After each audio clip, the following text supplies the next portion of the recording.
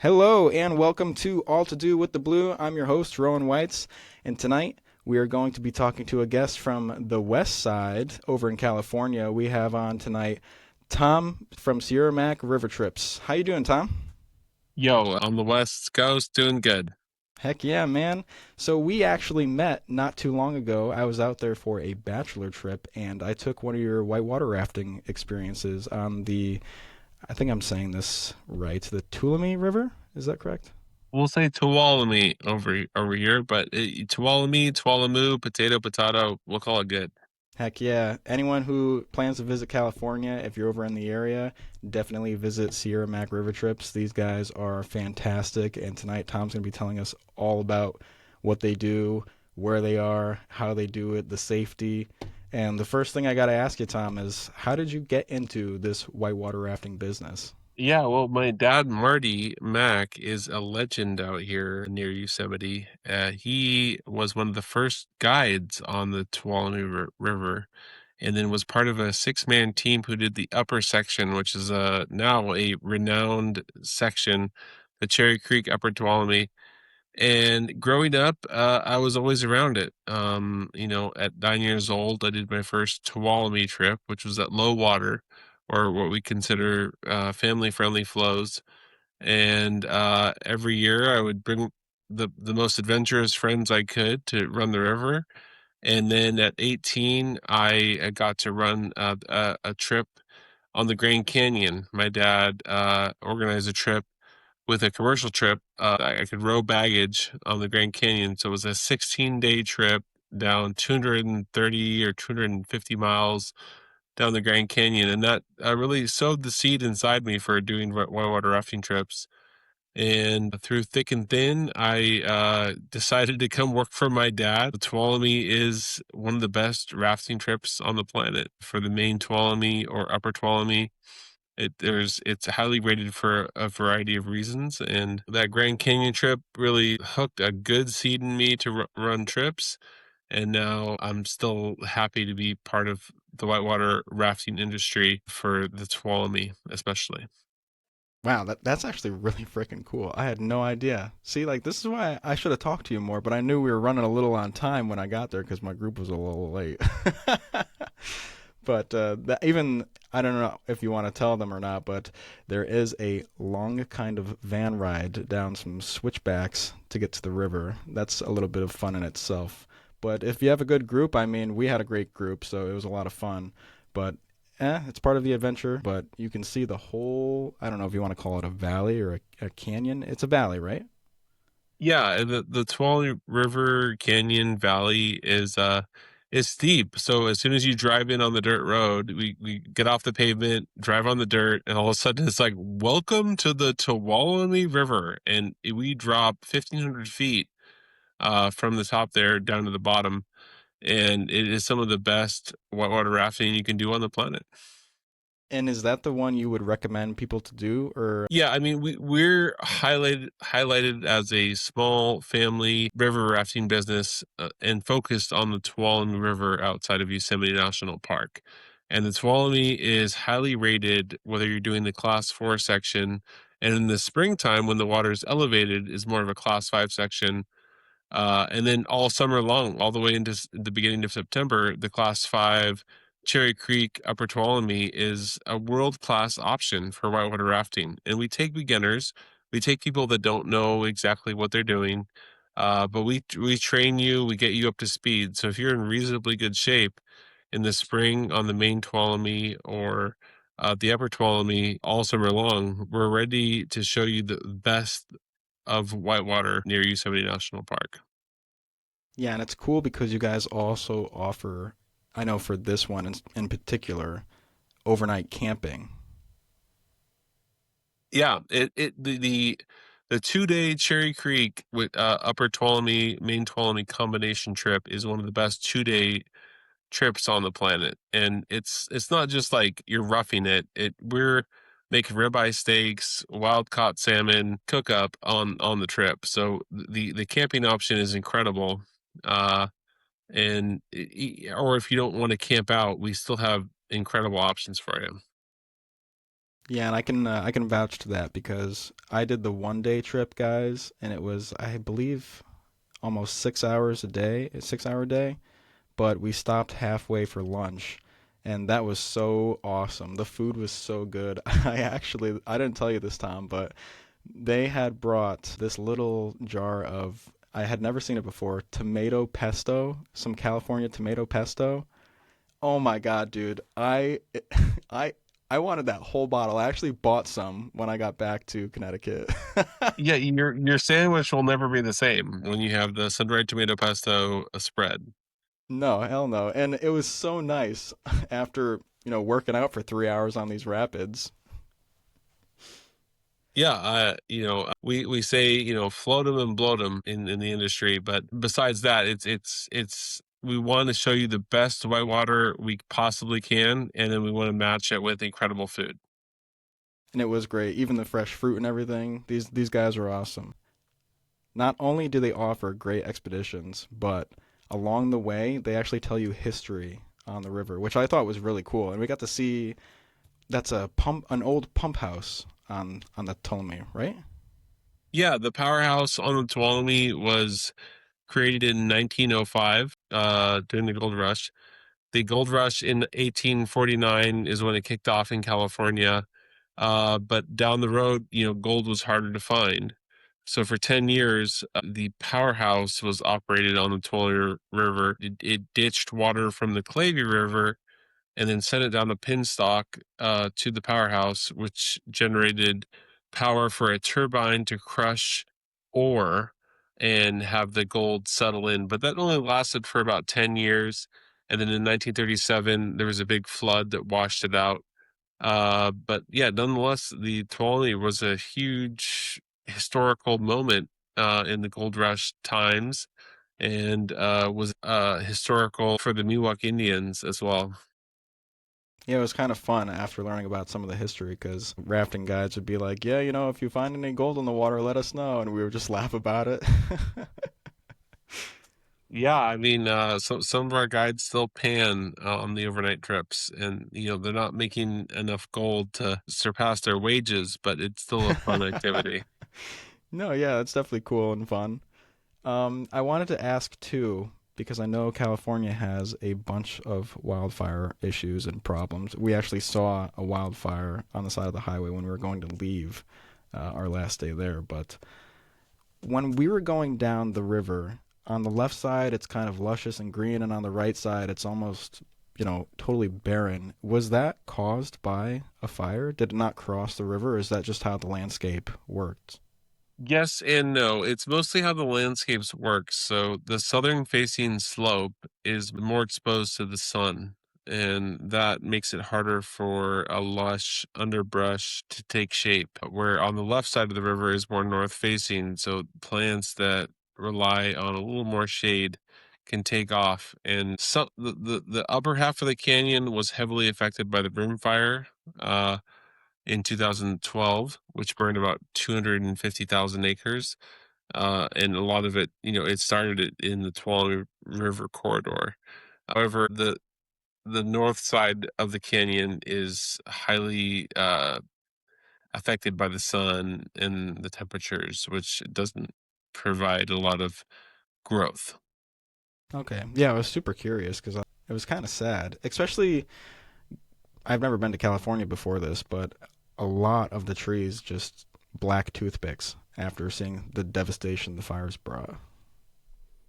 Yeah, it's probably going to take another 20 to 30 years before the canyon starts to look like how it has. But fire is a natural cycle of the world. Yeah, and it does good sometimes and regrowth, I hear. But I mean, when it does such big devastation, it's a little different. But yeah, it'll pick up eventually in the future. Speaking of fires and dangers, let's talk about some of the safety required on the water because I know you are a pro. I've seen your speeches and your little displays and fun jokes. Can you tell us about some of the safety and maybe some of the more dangerous things you might have seen? Absolutely. Yeah. I mean, the perceived risks of a rafting trip far outweigh the real risks of driving around Yosemite National Park. In short, our rafting trips are safe. People who come and raft with us are not exposed to some of the greater risks of driving around Yosemite National Park, especially in the current conditions where there's no reservation system and whatnot. But and nonetheless, we haven't had any significant safety issues on our trips. We one, hire incredible guides. Most guides who come to us have 7 to 10 years experience. So we don't have any young GI Joe guides who are trying to do something that's outside of their capabilities. We have guides who are focused on safety. We average less than one swimmer a trip, even though this is a class 4, class 5 trip. We are really dedicated to safety. And rafting is a sport where people, even if they don't have experience, are thinking, is this the right thing for my family, or this is the right thing for my group? And most likely, yes. If you want to do something that is not just a park experience like Six Flags, we our trips, you get to be in the adventure. There isn't a guaranteed outcome, which, theme parks generally have, and you're a part of it. And there's no lines. You're in the seat, you're paddling, you are contributing to the success. And that is, a splash to your face brings you to the moment like nothing else. Rafting continues to be an incredible option for recreational activities. I would have to agree. We had a lot of fun, and we didn't even realize how exhausted we were going to be the next day because you're out there and your body just kind of gets used to it and you just start going along. And also, do not forget sunscreen. Our knees were burnt up. That was one thing we did not prepare for was the sunscreen. We actually, in the beginning of the trip, after the whole safety speech, we got stuck on a rock. I don't know if you saw that, Tom, but we did get stuck right at the beginning. And we were kind of like, oh no, what do we do? And I watched, I think is his name Adam, your other But rafting yeah. guy? Yeah, Mhm. he actually came across the rapids in the water, and I was like, holy crap. Like this guy's must know what he's doing, and he actually helped us out, and we went on our way. But I was actually really surprised. I would not have gotten in that water. Hell no. Yeah, I mean, when you've done enough trips, you've seen it all, and our guides know how to keep on going downstream, and Adam especially. But yeah, I mean, aside from sunscreen, that's probably the bigger risk is just getting sunburn on our trips rather than swimming something extraordinary. And now, have you ever had someone fall out where it was an actual safety risk, or have they maybe have fallen out before and it wasn't that bad of a part of the river, so it wasn't as dangerous?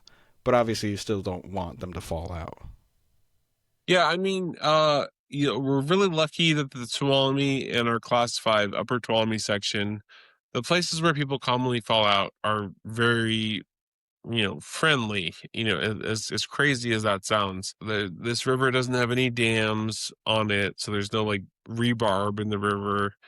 It's really friendly. There's class 2 sections that have, old dams on it with rebarb in it. So if you fall in, you're like facing, spears of rebarb. The Tuolumne is really friendly. There's definitely potential for oopses, but it really is a friendly river. I'd have to agree because as my first time actually whitewater rafting, it was pretty leisure or Yeah, easy especially with the flowing. guide in the back of the boat. They've got oars. You're not like paddling 18 miles of hell and fury on a 1 day trip. You're paddling along, and which makes a difference, but you're not like the difference between making it left or right of the important rock. Yeah, I could see that.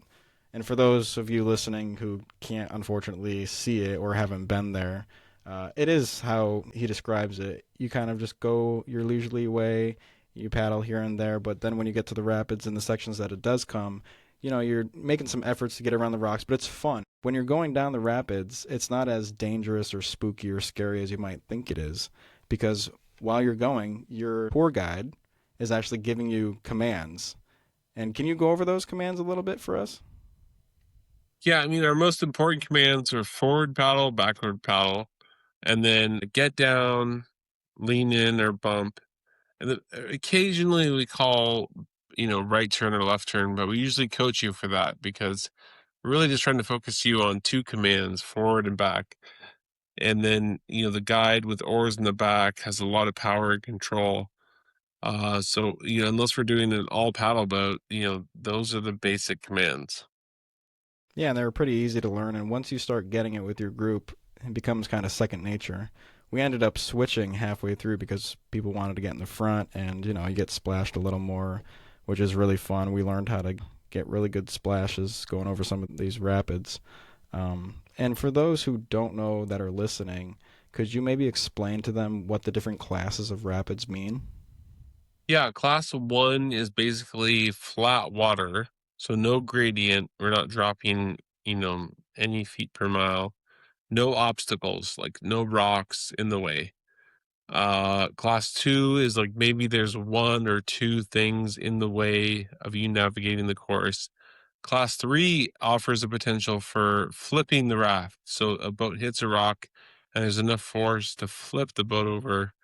And then class four means there's multiple obstacles, multiple channels you need to do, and maybe like very unique commands like get right or get left to get everyone over on one side of the boat to pass through, and with multiple options for flipping.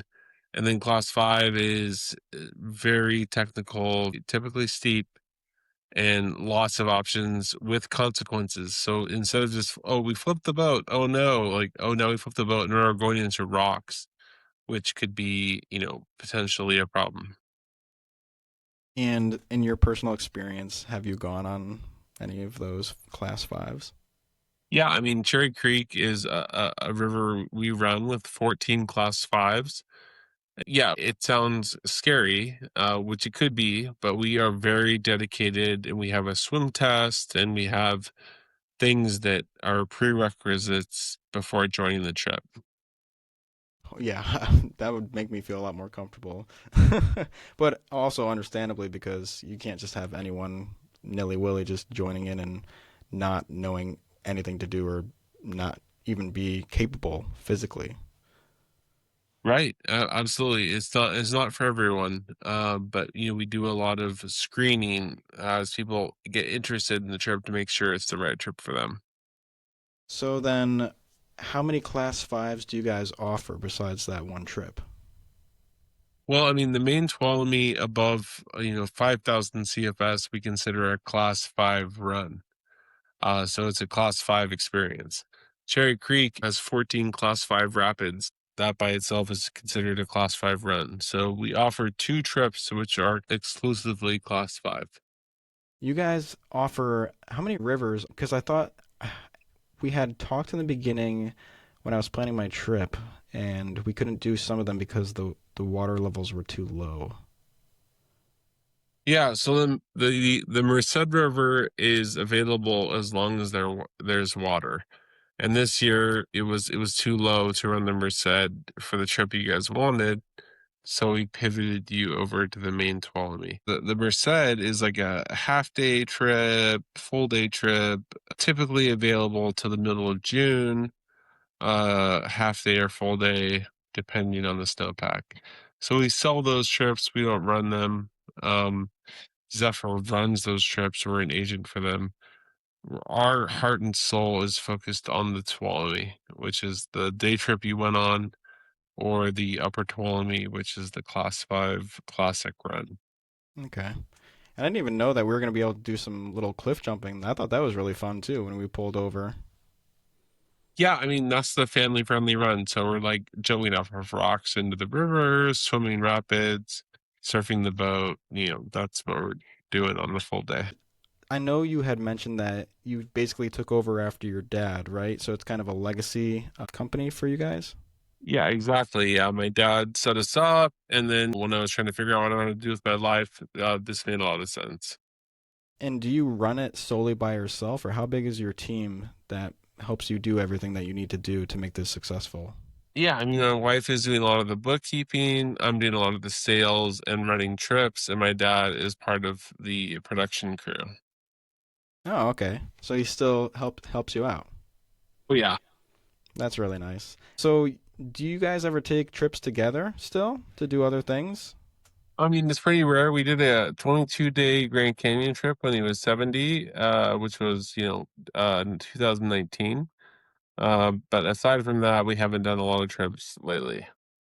How many trips have you guys done in total? Because I'm assuming you haven't done just the Grand Canyon and just California. Yeah, I mean, there's the Green, the Rogue, the Tuolumne, the Stanislaus. We've probably done a total of 100 trips together. Wow. Yeah, that's actually really awesome. Do you guys do GoPro and video too? I mean, I'd say he's on the end of what GoPro could offer, but yeah, there's definitely media about it. Have you guys ever tried kayaking too? Because I know when we went, there was a guy taking photos on kayaks, or do you mainly stick to rafting? Yeah, I mean, I'm more of a rafter because I'm, 6'7". I'm a big guy, so kayaking is a lot uncomfortable for me, but I enjoy the river by raft. Yeah, my dad started fiberglass kayaking rentals and sales back in the 60s, which was a very nuanced zone. So he does have a more connected experience to kayaking. And what made your dad get into this line of work? Yeah, I mean, his sister got into kayaking, which is crazy back in the late 50s, early 60s. And my dad got interested and learned how to make kayaks out of fiberglass. So he was selling those as rentals or purchases. And then Bryce Whitmore found my dad. Bryce Whitmore owned Wilderness Waterways, which my dad ultimately bought and turned into Sierra River trips. And that was probably from him making kayaks. Wow, that's actually really cool. Has he made you a kayak? No, I mean, he might say, "Oh, look at this thing," but like the kayak he offered me was, 30 years too late, I'd say. I bet he still has a couple though that he keeps around, right? Oh yeah, we got some kayaks up in the rafters for show and tell. They just sit up there and collect dust now, but they're keepsakes.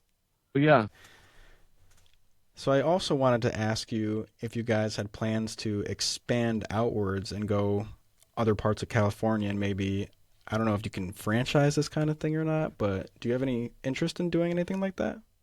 yeah. I mean, I'd say the next step for Sierra Mac is our rowing school, so we can encourage people to learn how to move a boat around, and then our pack rafting trips, which gives you a intimate connection to the river. Those are our probably biggest expansion opportunities.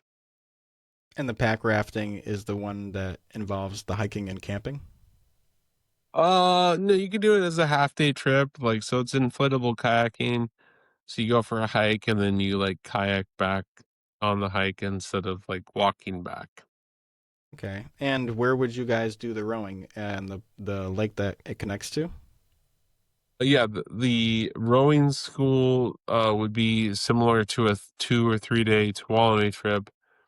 It's the same 18 miles, but we're learning how to move the boat around, not just running the trip. And then the pack rafting would be upstream about 9 to 12 miles above where we start our rafting trips.